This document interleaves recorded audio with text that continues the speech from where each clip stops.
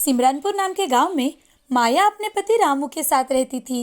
रामू बड़ा ही सज्जन आदमी था, जो अपनी जितनी आमदनी है उसी में खुश था। लेकिन उसकी पत्नी माया वो बहुत ही लालची किस्म की औरत थी, जो हमेशा से एक अमीर बनने का सपना देखती थी। उसका पति किसी कंपनी में मजदूरी करता था। वो हमेशा अपने पति को कोसा करती थी, साथ ही अपने नसीब को भी। उसकी अमीर बनने की चाह इतनी ज्यादा बढ़ चुकी थी कि वो अमीर बनने के लिए किसी भी हद तक जा सकती थी। एक दिन वो अपने पति से, अजी आप कब तक ऐसे गरीबी में दिन बिताना चाहते हो? मजदूरी के ऊपर भी तो कुछ होता है ना। तुम क्या कह रही हो माया?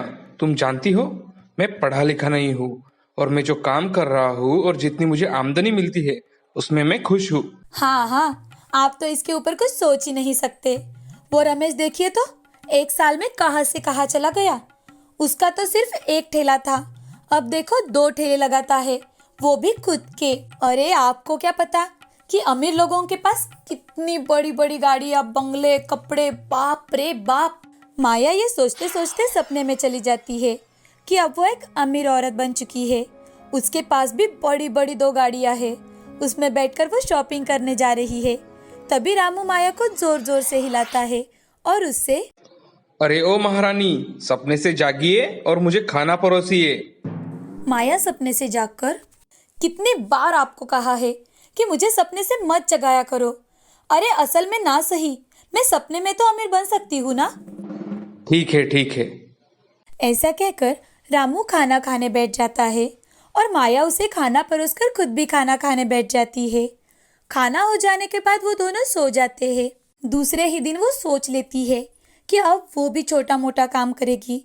तभी उसे याद आता है कि उसने शादी से पहले आइसक्रीम बनाने की क्लास की हुई है और उसमें वो एक्सपर्ट थी। वो ठान लेती है कि अब वो आइसक्रीम बनाकर लोगों को बेचेगी। सुनिए जी, आप जितने पैसे कमाते हो उसमें मेरी ज़रूरत की चीज़ें मुझे नहीं मिलती। अब मैंने सोच लिया है कि मैं कल से ही आइसक्रीम बनाकर बेचूंगी और कुछ पैसे कमाऊंगी। माया देखो, तुम जो करना चाहो तुम कर सकती हो, लेकिन सच्चाई का रास्ता कभी मत छोड़ना। तुम्हें पहले बहुत सी परेशानियों का सामना करना होगा, तभी तुम्हें सफलता मिलेगी।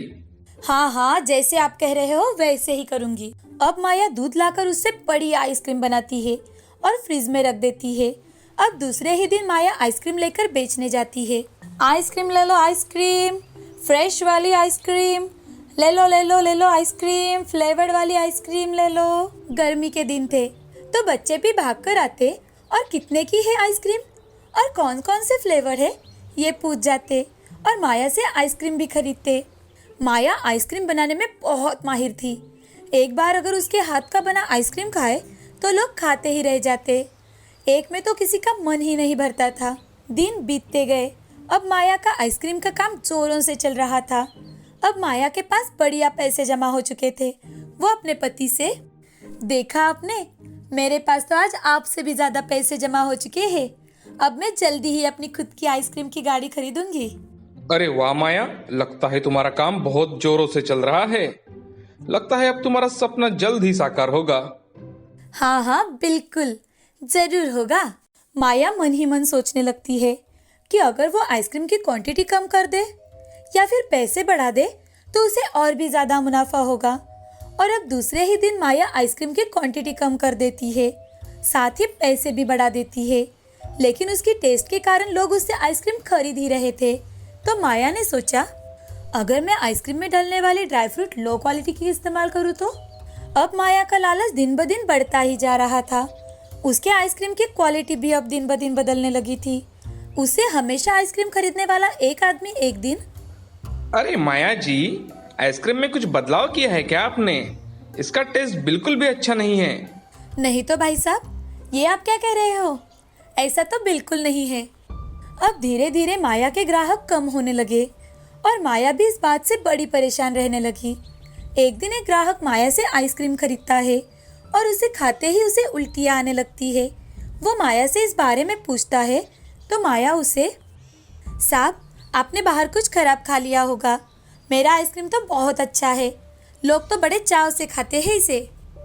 वो आदमी अब माया की कंप्लेन करता है और फूड एंड ड्रग वाले लोग आकर माया के आइसक्रीम की जांच करते हैं तो उन्हें पता चलता है कि माया ने लो क्वालिटी सामान इस्तेमाल किया है, जिस कारण लोग बीमार पड़ रहे हैं।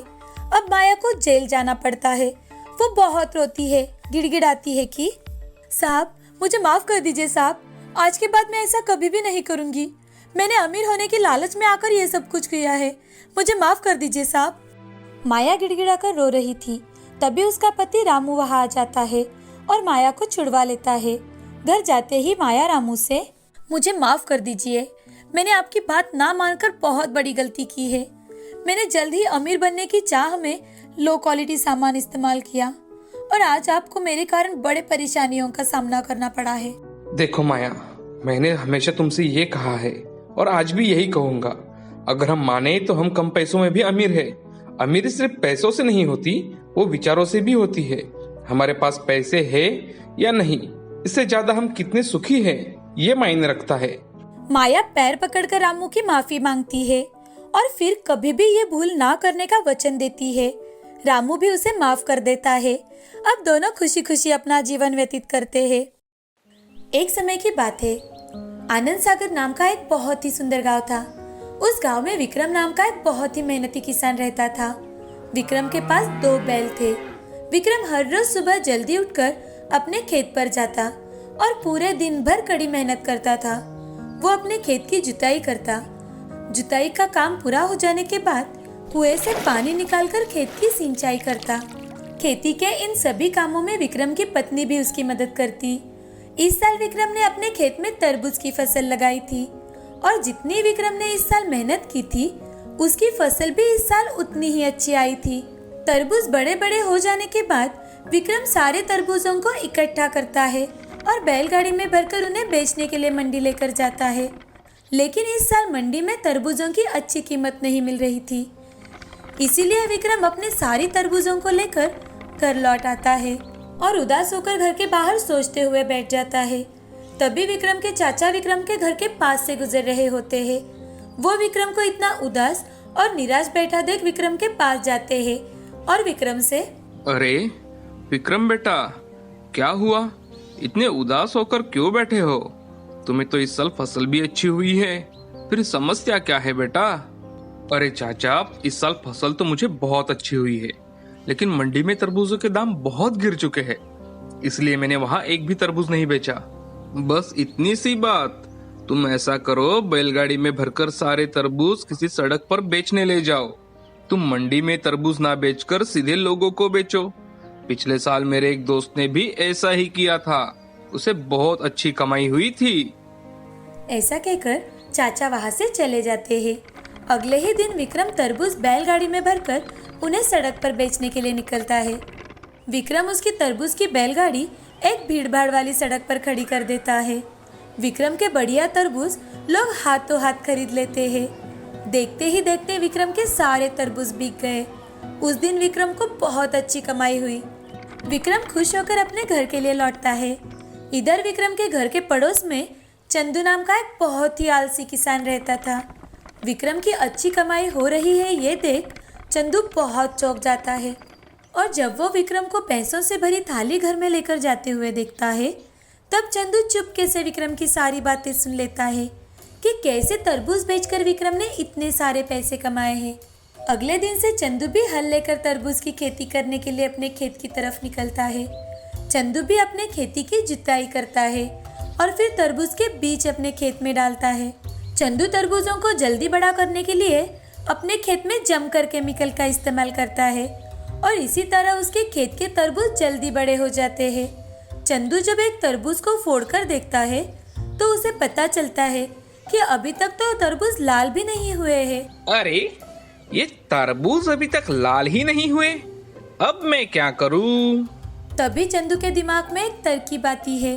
वो अपने सभी तरबूजों को लेकर घर पहुंचता है और बाजार से तरबूज लाल और मीठे करने वाला केमिकल खरीद लाता है और इंजेक्शन के जरिए सभी तरबूजों को अंदर से लाल कर देता है और सोचता है, अब तो मेरे तरबूज खूब बिकेंगे और मैं भी विक्रम के बराबर पैसा कमा पाऊंगा। ऐसा सोचकर अगले दिन चंदू भी सड़क के किनारे एकदम विक्रम के नजदीक ही अपने तरबूज मात्र 2 रुपए किलो में बेचने बैठ जाता है। लेकिन फिर भी कोई उसके पास से तरबूज खरीदते नहीं। लोग सिर्फ विक्रम के तरबूज खाना ही पसंद करते हैं। आइए भाई साहब, आइए, ताज़ा, मीठे और प्राकृतिक तरीके से लाल तरबूज खाइए। चंदू को यह सब देखकर बहुत गुस्सा आता है कि कोई उसके पास तरबूज खरीदने के लिए नहीं आ रहा। वो सोचता है, मुझे किसी भी तरह इस विक्रम के बच्चे को ठिकाने लगाना ही पड़ेगा। आज रात में विक्रम के सारे पैसे ही चुरा लूंगा। उस रात चंदू चुपके से विक्रम के घर में खिड़की से झांक देखता है तो उस वक्त विक्रम पैसे गिनकर संदूक में रख रहा होता है। जब विक्रम और उसकी पत्नी सो जाते हैं तो चंदू चुपके से उनके घर में जाता है और पूरी संदूक उठाकर भाग जाता है।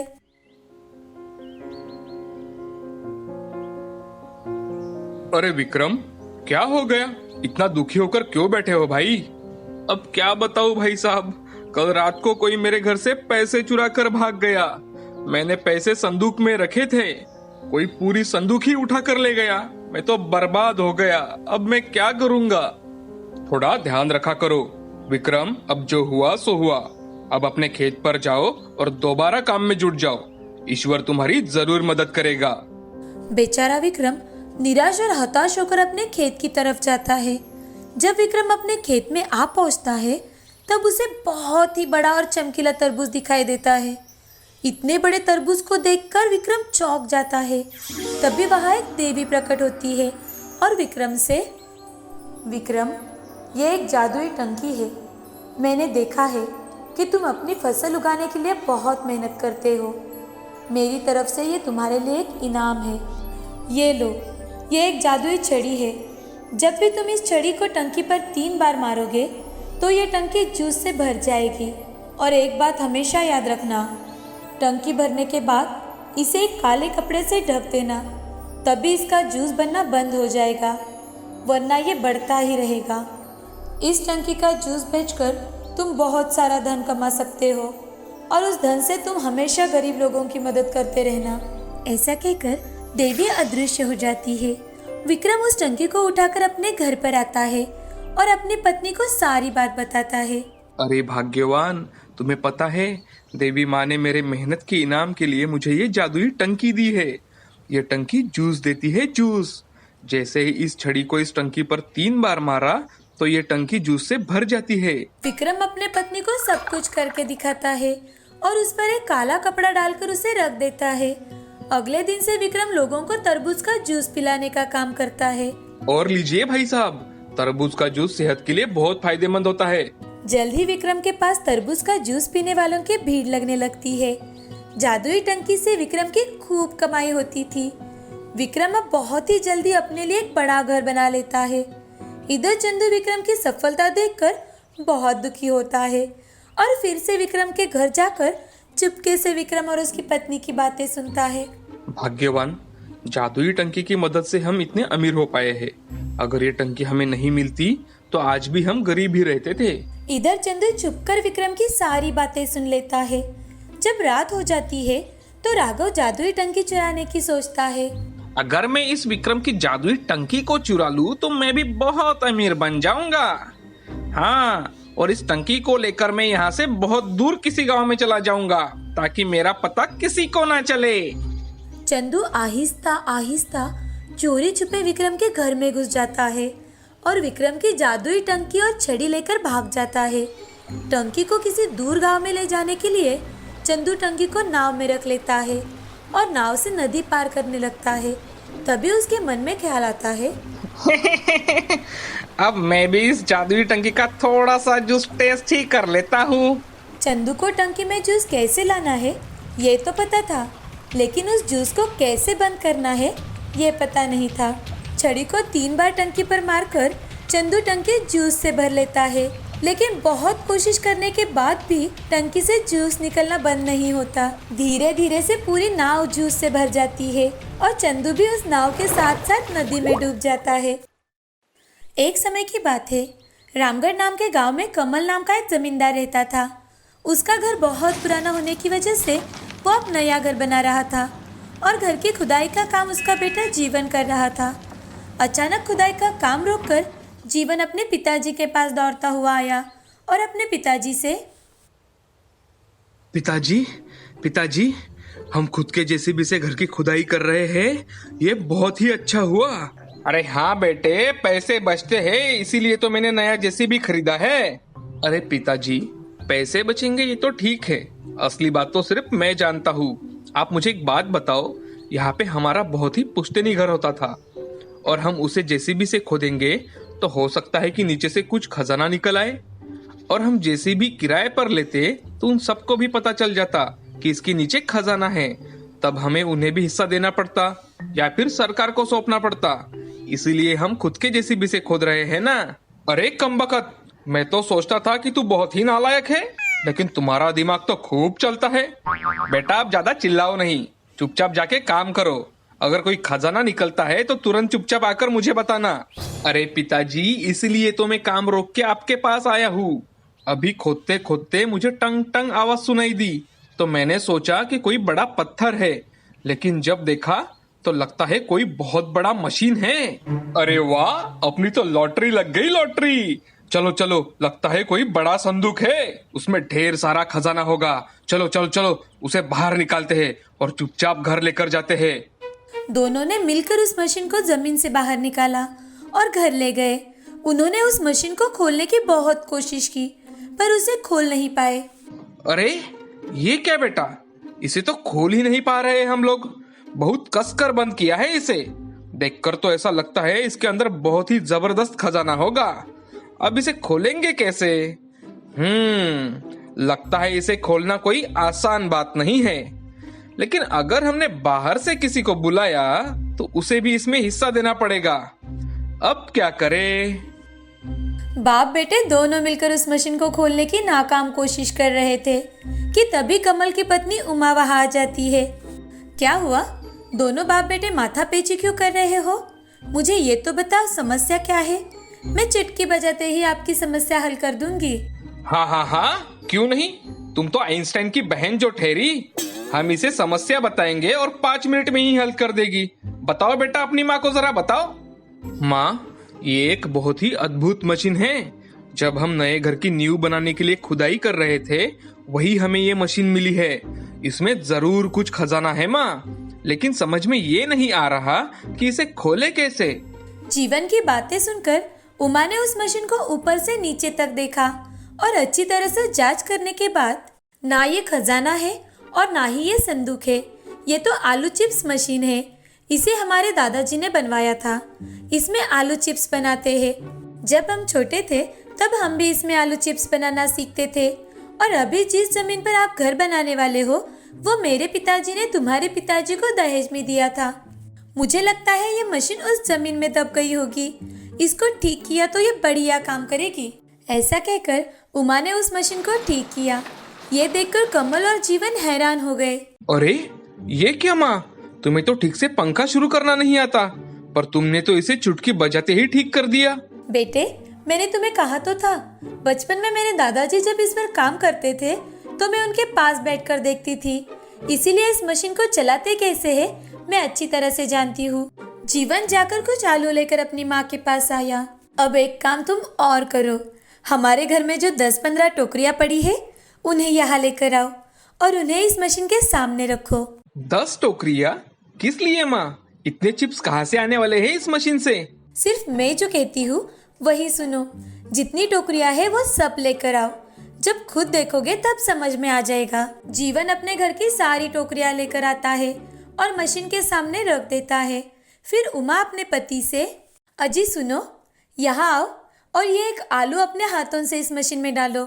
कमल ने आलू को मशीन में डाला। बस एक आलू उस मशीन में डालते ही सामने रखी सारी टोकरियों में आलू चिप्स गिरने लगे। ये देखकर कमल और जीवन हैरान रह गए। मैंने कहा था ना कि ये एक जादुई आलू चिप्स मशीन है। देखा, इस मशीन में एक आलू डालते ही कितने सारे चिप्स निकल आए। सोचो, अगर हम इस मशीन में एक बोरी आलू डाल दें तो हमारे पास कितने सारे चिप्स निकल आएंगे। हमारा ये घर भी कम पड़ेगा। इतने सारे चिप्स निकल आएंगे इस मशीन से। इससे हम खूब पैसे कमा सकते हैं। तब से कमल और जीवन आलू चिप्स मशीन से ढेर सारे आलू चिप्स बनाते हैं और उन्हें बेचकर अपना जीवन व्यतीत करते हैं।